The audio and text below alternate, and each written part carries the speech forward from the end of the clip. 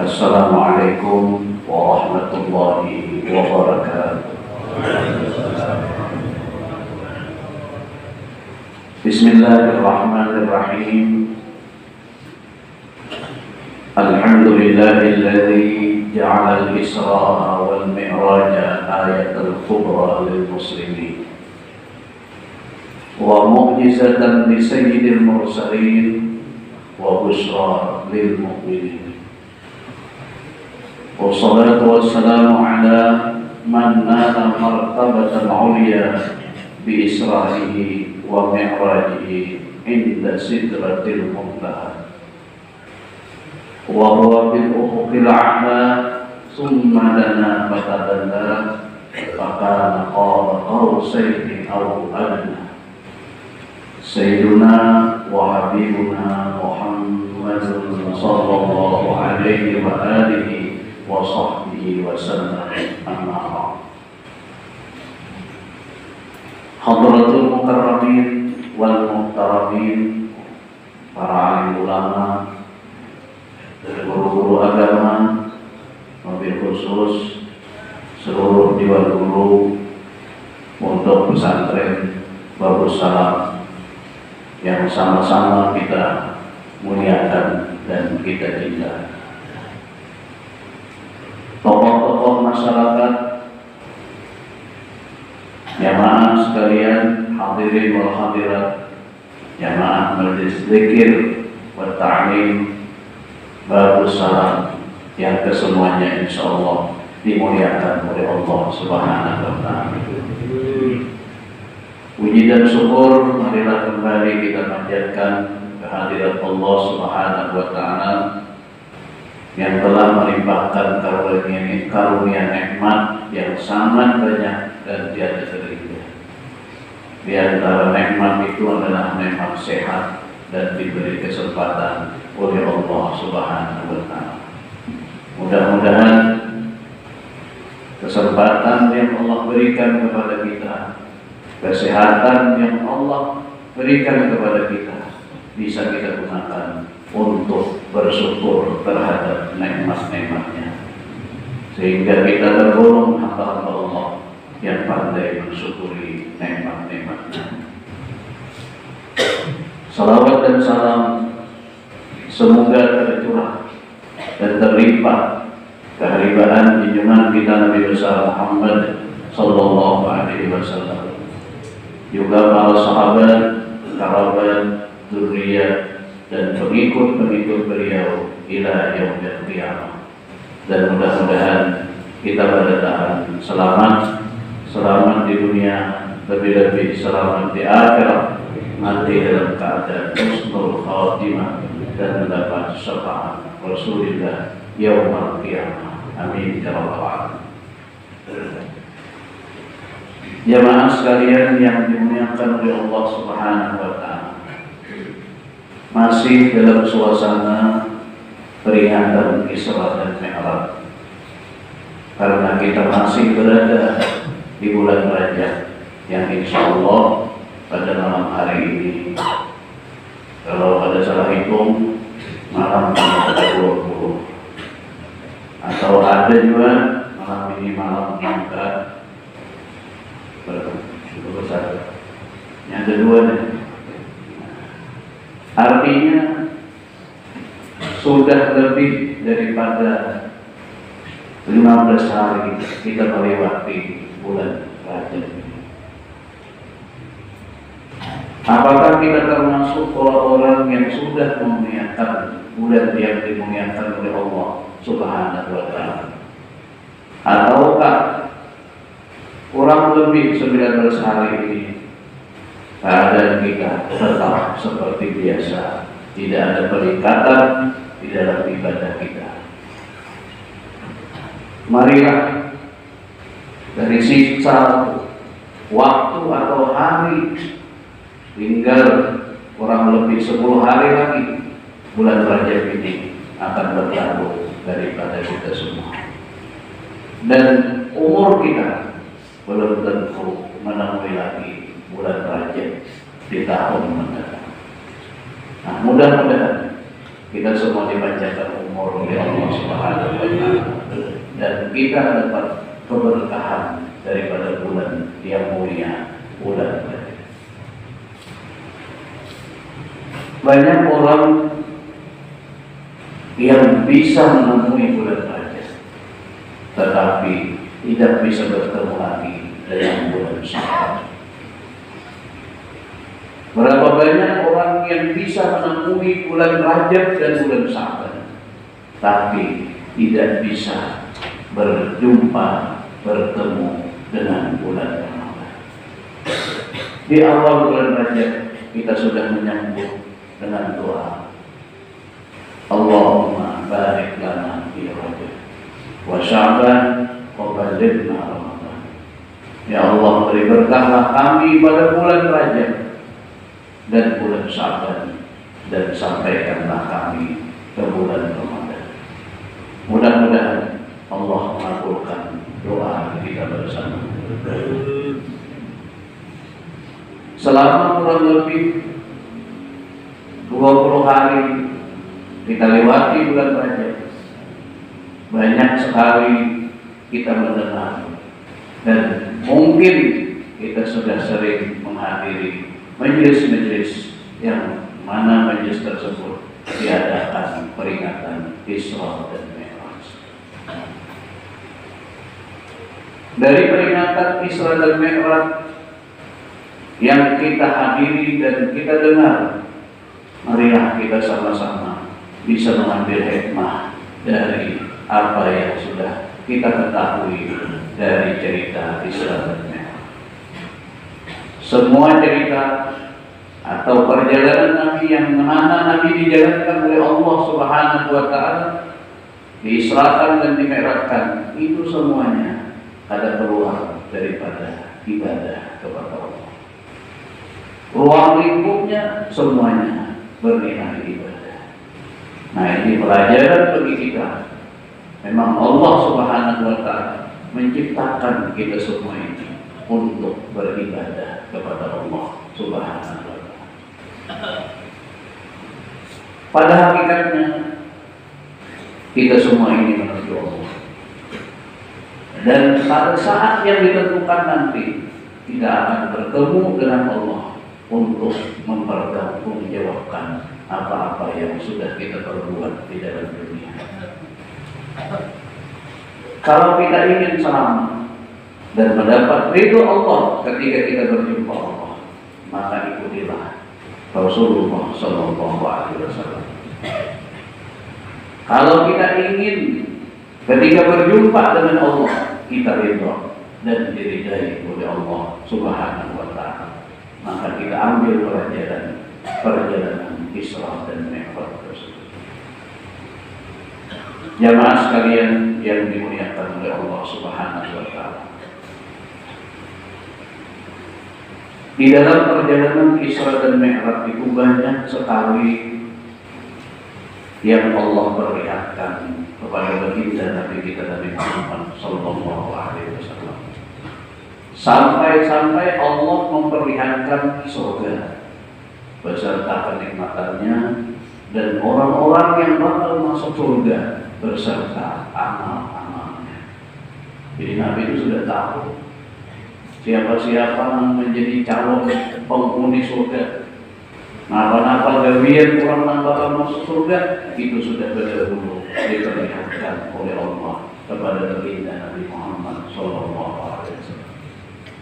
Bukan hanya surga yang diperlihatkan Allah kepada baginda Nabi Muhammad Sallallahu Alaihi Wasallam, juga neraka beserta calon-calon penghuninya dan pekerjaan-pekerjaan yang memasukkan orang ke dalam surga. Ini sebuah pilihan.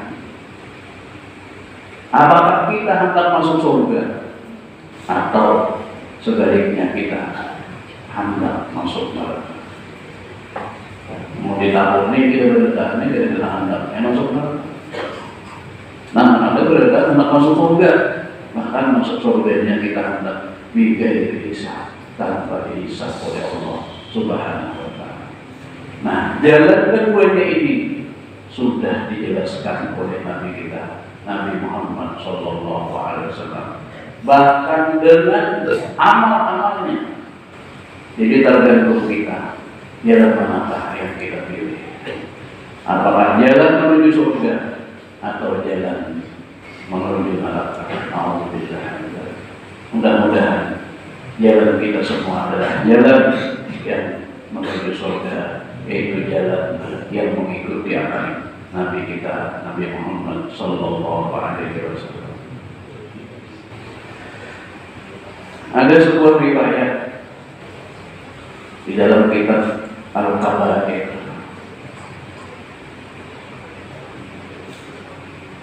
di mana Imam Ali karramallahu wajhah pernah mengatakan, ujar Imam Ali,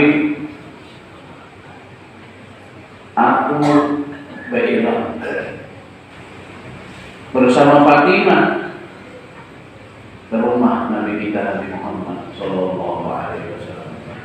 Ini kan Mailan bin Tuha, Mailan kawitan. Maka masuk berdua ini ke rumah baginda Nabi Muhammad Sallallahu Alaihi Wasallam.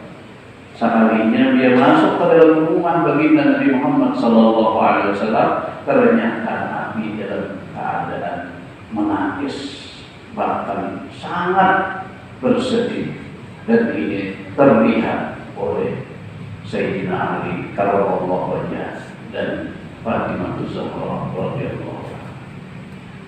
Karena ada biasanya ini menangis benar,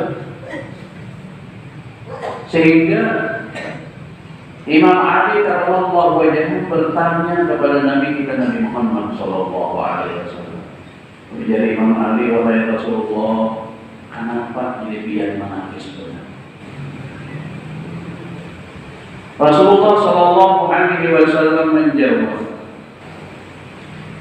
wahai Ali, jadi aku menangis karena aku teringat kejadian di mana aku diisrakan dan dimi'rajkan oleh Allah Subhanahu wa Ta'ala. Nah, waktu aku diisrakan dan dimi'rajkan itu, aku diperlihatkan Allah Subhanahu wa Ta'ala sekelompok perempuan daripada umatku yang diazab dengan azab yang sangat pedih dan berbagai macam adab. Itulah yang menyebabkan aku menangis, ujar Rasulullah Sallallahu Alaihi Wasallam. Nah, kemudian Rasulullah Sallallahu Alaihi Wasallam menerangkan sebab menangis, di mana perempuan umatku banyak yang disiksa dengan siksaan yang amat pedih. Antara lain yang diperlihatkan oleh Allah Subhanahu wa Ta'ala kepada baginda Nabi Muhammad Sallallahu Alaihi Wasallam. Nomor satu, ada kelompok perempuan, artinya banyak feminian yang digantung rambutnya sementara otaknya mati dan disiksa dengan siksaan yang sangat berat. Mulanya tadi yang bertakun Imam Ali. Tapi sudah bersangkutan dengan urusan perempuan, maka Sayyidatuna Fatimah Zahra itu kuat perhatiannya dan langsung menanya kepada Nabi, wahai Nabi Sallallahu Alaihi Wasallam, siapakah mereka yang disiksa, yang digantung rambutnya dan otaknya mendidih serta disiksa dengan berbagai macam siksa tersebut? Ini bagaimana? Karena ini urusannya urusan perempuan, dan ini sesuatu yang sangat ditakuti oleh kita semua, yaitu masuk ke dalam neraka dan dapat siksa yang berat. Nah, mungkin binian-binian yang kelihatannya dari persentase jamaah kita itu sebanyak binian, kira-kira. Nah, mendengar ini kira-kira perhatian. Nah, untuk memandir sampai dulu. Karena urusan binian dan kayaknya ada ukur juga dari urusan perhatian ini. Walaupun dibicarakan masalah binian, kayaknya kita pun terlibat juga. Oh, binian. Yang dulu Ada kelompok perempuan yang disiksa sangat berat, digantung rambutnya dan otaknya meninggal. Kemudian saya kata Fatimah Zahra, wahai Rasulullah, kuburan siapa itu? Rasulullah Shallallahu Alaihi Wasallam menerangkan, itulah perempuan-perempuan yang di dalam dunia membuka rambutnya di hadapan yang bukan mahramnya. Istilahnya itu membuka aurat. Nah, kalau tidak ada masalah atau tersangkut dalam masalah ini, ayo taubat kepada Allah Subhanahu wa Ta'ala. Nah, mungkin kira-kira aja ada aja tuh berhari atau sampai begini. Lagi jam 6 lagi panggilan. Kadang-kadang kita menganggap biasa. Padahal ketika kita membuka aurat, kalau di sini rambut, artinya rambut itu bagian daripada auratnya perempuan. Kita perlihatkan kepada laki-laki yang bukan mahram, itu adalah dosa. Dan dosa ini apabila kita ada taubat, membawa sebab siksaan yang berat nantinya di akhirat. Jadi kalau kita sudah tahu asalnya membuka aurat, asalnya ada berjilbab, ayo kita jilbab. Jadi ada tahapan-tahapan masalah rambut nipis. Saya ingat dulu ada zamannya Pak Arok. Bapak pulang dari. Makanya Bapak Arok seorang alat Pak Aroknya itu dia memilih. Ini musimnya Bapak Arok. Tapi kada seorang tawas beberapa tahun kemudian ada pula musimnya bermujur rambut. Beribun. Masing-masingnya berikut-ikut Tuhan.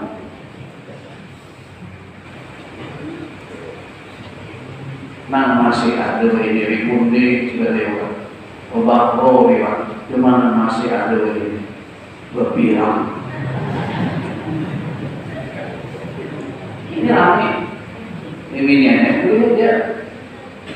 Berpirangnya itu abang, hijau, merah, putih. Nah pada boleh warna hitam. Tapi ingat sebatas kita perlihatkan bahwa orang-orang boleh untuk diperlihatkan dan tidak boleh kita melihatkan kepada laki-laki yang bukan mahram. Ini ada namanya bubur. Boleh ya, tapi ini ngomong, tapi ini bawa kasih ke kamar. Nah, ini menjadi dosa. Baik menasihati hidup lagi. Musibah ketika membawa itu atau memperlihatkan itu, berjalan, mati dalam keadaan maksiat. Alhamdulillah. Ini lihat itu. Ibarat kiamat. Taubat kita. Baik yang dahulu pernah melakukan atau menasihati dia. Taubat daripada itu. Kenapa jadi perlu taubat? Nabi sudah melihat perempuan-perempuan itu disiksa di dalam neraka dengan siksaan yang amat berat. Ada usaha yang seorang anak, ada usaha yang dimati. Digantung di rambut itu sudah merupakan siksa. Adanya yang digantung seberat awak kita, jangan digantung, tak tarik saja rambut sakit. Kenapa? Ini sudah gitu aja. Yang kedua, Rasulullah Shallallahu Alaihi Wasallam diperlihatkan Allah ada sekelompok perempuan yang digantung lisannya dan dimasukkan air panas daripada api neraka di mulutnya. Ibarat lagi. Tadi digantung di rambut, ini digantung di lidah. Sayyidatuna Fatimah Zahra menanya lagi, wahai Rasulullah, siapakah perempuan-perempuan yang digantung lidahnya dan dituangi mulutnya dari api neraka dan disiksa dengan berbagai macam siksa? Rasulullah Shallallahu Alaihi Wasallam menerangkan, orang yang disiksa dan siksaan seperti itu tadi adalah perempuan-perempuan yang di waktu di dalam dunia ia menyakiti hati suaminya dengan mulutnya. Ayo bibinya, yang ini yang tangan-tangan dulu. Kalau mau asal kanannya asal lanang dulu. Nah, hapus saja. Hanya waktu itu mamanya aku menyenangkan anak ini. Nah, kira-kira kalau kita hidup berkeluarga, bersuami, itu yang pasti ada ucapan-ucapan kita namanya menyakiti hati laki.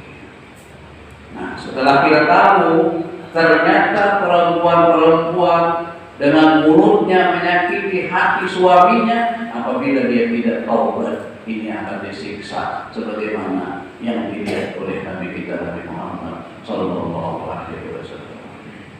Nah, ayo mulai malam ini, ada kita pernah menyakiti hati laki dengan lisan kita, Allah minta Allah, minta ridha. Malam ini katakan malam,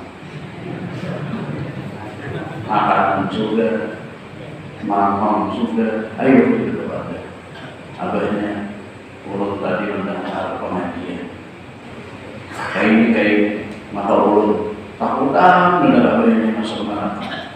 Dia tidak datang ya Allah, ulun di masuk neraka. Jangan lagi ada kehantam putih kita masuk surga ibadah. Nah, jadi ujian ini ulun minta halal, minta ridha, nang rajin menamai kian masuk. Dia sabetik ulun 12 detik. Macam-macam sakit hati biar ujian lagi, sakit kayak sedikit. Sakit juga hatinya, apalagi banyak. Nah, malam ini ulun bertobat, ulun minta halal, minta ridha atas ucapan ulun nang pernah menyakiti hati dia. Jangan lagi kompak dulu. Nah, artinya aku ridho, aku maafin. Nah, itu selanjutnya itu terserah Anda. Nah, bila kayak itu biar tidak salah Allah sebagai dosa pulang. Ada momennya, ada pas waktunya empatan hari, laki untuk menulis atau mengubah. Ini kan kayak aja dulu, aku juga sari kaki. Jadi tunggu keadaan yang bagus supaya bujur-bujur lagi berbeda. Nah, minta. Nah, tinggi ya. Kira-kira. Ada nama masuk mana? Kemudian yang ketiga. Ada sekelompok perempuan yang diperlihatkan Allah Subhanahu wa taala kepada baginda Nabi sallallahu alaihi wasallam pada ketika Rasulullah diisrakan dan dimi'rajkan. Ilmu mati hari ini. Kalau ini kan dari Islam adalah kalau ada panggilan ini kan ada murni pas anaknya. Yang ketiga adalah perempuan yang digantung payudaranya,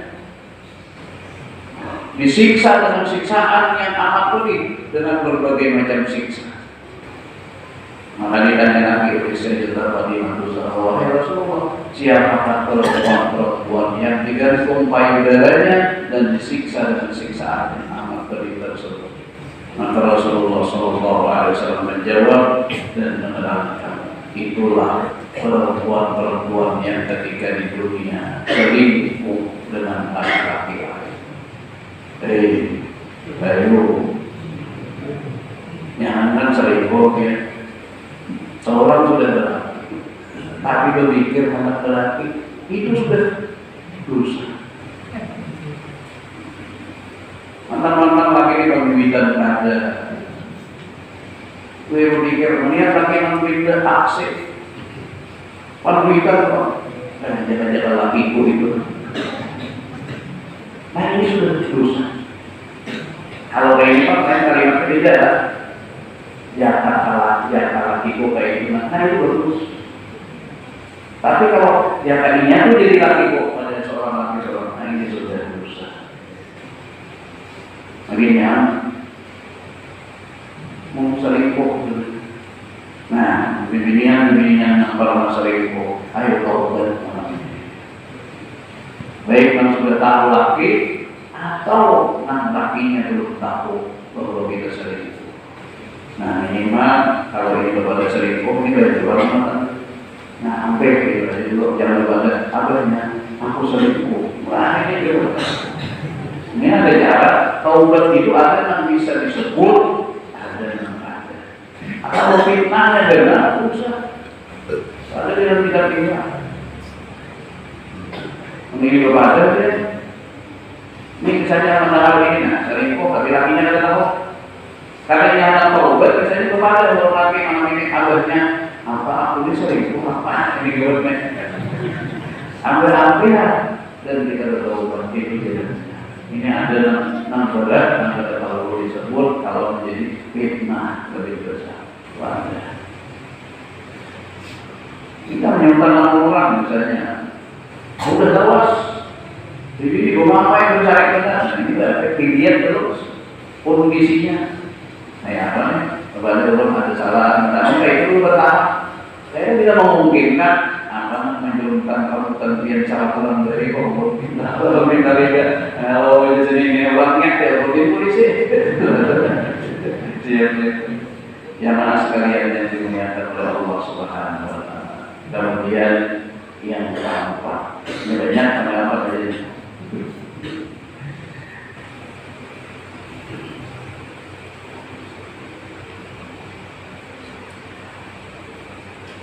Perempuan yang diperlihatkan Allah Subhanahu Wa Taala kepada baginda Nabi Muhammad Sallallahu Alaihi Wasallam pada waktu Isra Mi'raj, ada sekelompok perempuan yang dibelenggu kakinya dan tangannya serta disiksa dengan berbagai siksa. Disiksa dengan siksaan yang amat berbagai macam siksa. Maka Fatimah berkata, wahai Rasul, siapa itu dan apa bagiannya jadi sampai siksa sampai itu tadi. Nabi Shallallahu Alaihi Wasallam menjelaskan itulah perempuan-perempuan di dunia yang tidak bersih, mandi junub dan haid serta meremehkan sholat. Nah ini banyak banget. Nah bibinian kada bersih mandi junub, kada bersih haid mandi haid, artinya ada beda urusan ini, urusan taharat. Baik itu masalah mandi wajib atau urusan haid. Ini banyak sekali bibinian bermasalah di sini akibat kurang menuntut ilmu.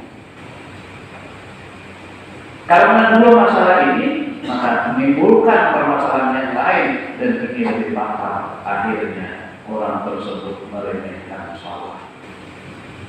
Namun bibinian kemudian memperhatikan sholat, maka insya Allah dia akan memperhatikan sholat. Jadi orang-orang yang kayak ini adalah orang-orang yang memang ini adalah penyembelihan. Menangani PPS kalau ada, nanti junub peliput kalau ada biasanya, nanti junub yang berduri. Nah, dan maka itu mana ada yang mengajari. Nah, ini harus belajar lebih jujur. Dan ini sudah dilihat oleh Nabi banyak bibinian yang masuk neraka, malu dia urusan pahala, malu dia bersuci, urusan mandi wajib dan masalah haid ini. Nah oleh karena itu bibinian belajar lebih jujur urusan ini. Jangan takutan, jangan sumpah menanyakan hal ini karena ini bila kita ada teliti dan tidak mengaji jujur ini akan mengakibatkan beda siksa. Jamaah sekalian yang dimuliakan oleh Allah, banyak lagi urusan perempuan yang diberikan Allah kepada baginda Nabi Muhammad Sallallahu Alaihi Wasallam. Nah kita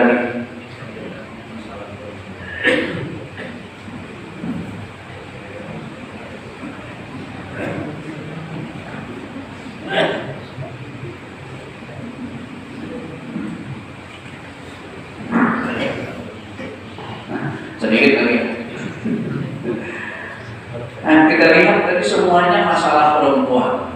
Baik, membuka rambutnya di hadapan mahram, bukan mahramnya, menyakiti hatinya, menyakiti hati suaminya dengan lisannya, atau seribu dan bermasalah dalam urusan taharah, urusan junub dan urusan air. Tapi sebenarnya yang bertanggung jawab adalah laki-laki. Jadi jangan tenang-tenang. Kalau anak sampai itu abah rumahnya yang bertanggung jawab lebih dahulu. Kalau bini sampai ini lakinya yang bertanggung jawab. Jadi kada sedikit anak-anak yang menyeret orang tuanya masuk ke dalam neraka karena orang tuanya ada mendidiknya ilmu agama. Ada sedikit laki nampak ibadah tetapi ditarik masuk ke dalam neraka oleh bininya akibat kita kada mengajari dan kada mendidiknya dalam beberapa perkara ini. Nah, jadi semuanya adalah tanggung jawab. Nah, jadi bagi laki ajari ini, mau kada tahu mengajari suruh belajar atau datangkan guru dalam permasalahan ilmu yang wajib itu bertanggung jawab kita dari dua orang tua. Nah, ini saja yang bisa saya sampaikan. Mudah-mudahan bermanfaat, manfaat bagi Allah dan manfaat bagi kita semua dan manfaat bagi perempuan-perempuan kita sehingga perempuan-perempuan kita adalah perempuan-perempuan yang menjadi pendingin mata kita, yang menjadi penyebab kita semua masuk ke dalam surganya Allah Subhanahu wa taala. Mudah-mudahan Allah Subhanahu wa taala mengampuni dosa-dosa kita, dosa ibu bapak kita, guru-guru kita, jiran kita dan seluruhnya yang hadir di sini. Mudah-mudahan Allah mengabulkan segala hajat kita, baik itu hajat dunia terlebih hajat akhirat, dan mudah-mudahan kita semua dimatikan dalam keadaan husnul khatimah. Ala hadinihi wa kulli niyatin salih.